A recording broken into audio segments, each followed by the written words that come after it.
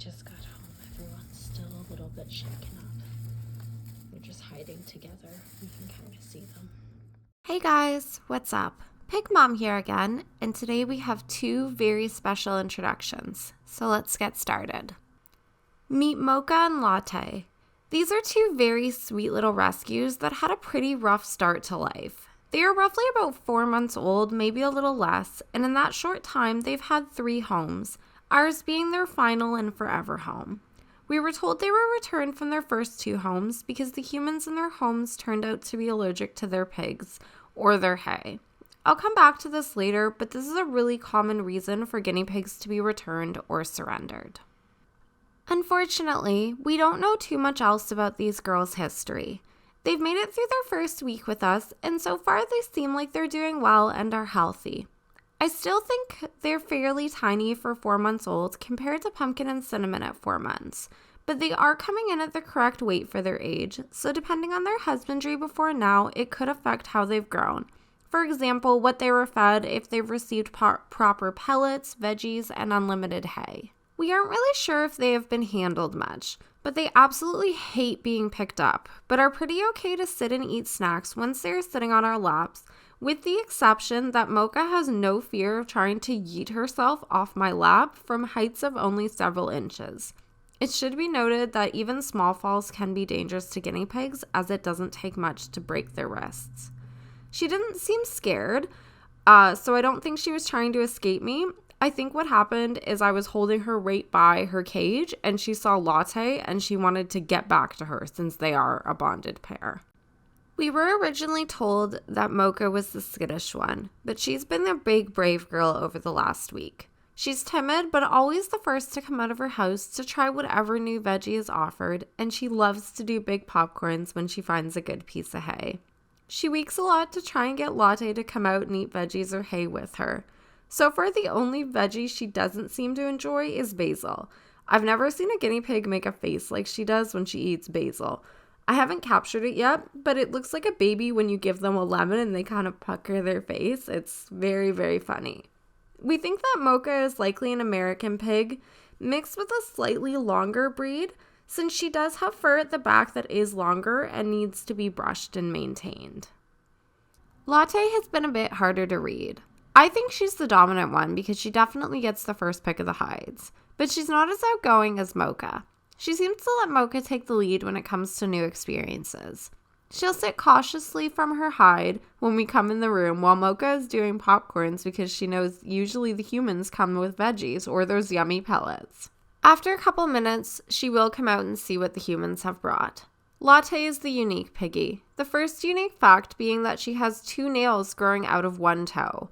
I did some research, and it looks like she likely has a genetic abnormality likely caused from inbreeding.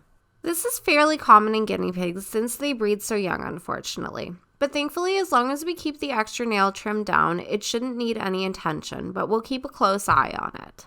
We also think that Latte might be a coronet. Her face shape is different from a lot of other breeds, and after some research, we came to the conclusion the only breed that matches her unique face shape is coronet.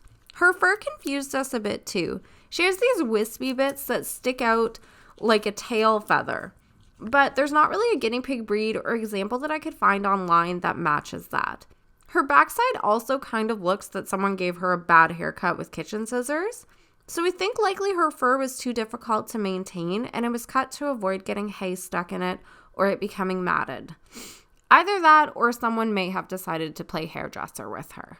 Overall, both girls are doing great. We stuck with our rule of not handling them for the first week, and it's been really difficult because they look so sad and fluffy and we just want to cuddle them.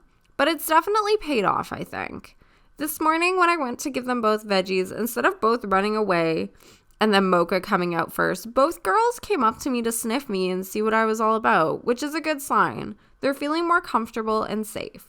Lastly, if you're considering adopting guinea pigs, no matter where you plan on getting them, do your research. These sweet little girls lost their home twice because the humans in their home were allergic, and while we're forever grateful that they're now part of our family, they didn't deserve the trauma of being abandoned twice. This is unfortunately such a common mistake, and it's fairly easy to test in advance if anyone will be allergic. Most people are allergic to the hay more than the guinea pigs themselves, especially because the hay is often dusty and it will get into the air, and that's likely what's causing the red, watery eyes, sneezing, congestion. It's also known as hay fever. Before deciding to bring guinea pigs home, I recommend bringing home a big bag of hay and putting it in the central area of your home for a couple of weeks to see if there's a reaction. You may even want to take it out and spread it in a large pile like it would be if there was guinea pigs in the home. I also recommend asking friends or even a shelter if you can spend time holding their guinea pigs. This is a really practical way to test if you may be allergic to the guinea pigs themselves. Lastly, you can always consult with your physician about allergy testing, and this will give you a 100% answer if you're allergic to the guinea pigs or their hay. If you find there's no reaction, you can continue your research and planning to bring your guinea pigs home. If there is a reaction, though, you have a couple of choices. You can decide right then and there that guinea pigs are not the right fit for your family and choose to consider another animal. Or there are options such as over-the-counter allergy medication that I think is available for all ages. But I always recommend consulting with your physician before taking any medications. Lastly, wearing gloves, a mask, using an air purifier, and additional cleaning can greatly reduce reactions. If you do end up in a situation where you have guinea pigs and someone in your household is allergic, I highly recommend using one of these options I mentioned above. Rehoming your guinea pigs should always be a last resort. Rehoming is extremely hard on guinea pigs since they're prey animals, and it's already such a long process for them to learn to trust and bond with their humans and be comfortable in their environment. And it can cause serious health issues to break that bond and have to try and redo it again. It should also be noted as well that shelters and rescues are overrun with guinea pigs, and a lot sadly don't find their forever home. Anyways, guys, if you want to learn more about if guinea pigs are the right pets for you and what you should think about and research before bringing them home, I'll add a link above to my video on that. So in the next couple of weeks, we're going to bond Mocha and Latte with Pumpkin and Cinnamon so they can all live together in the big cage as one herd.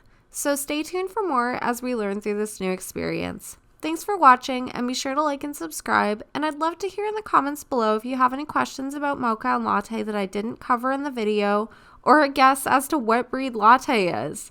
Alright guys, bye!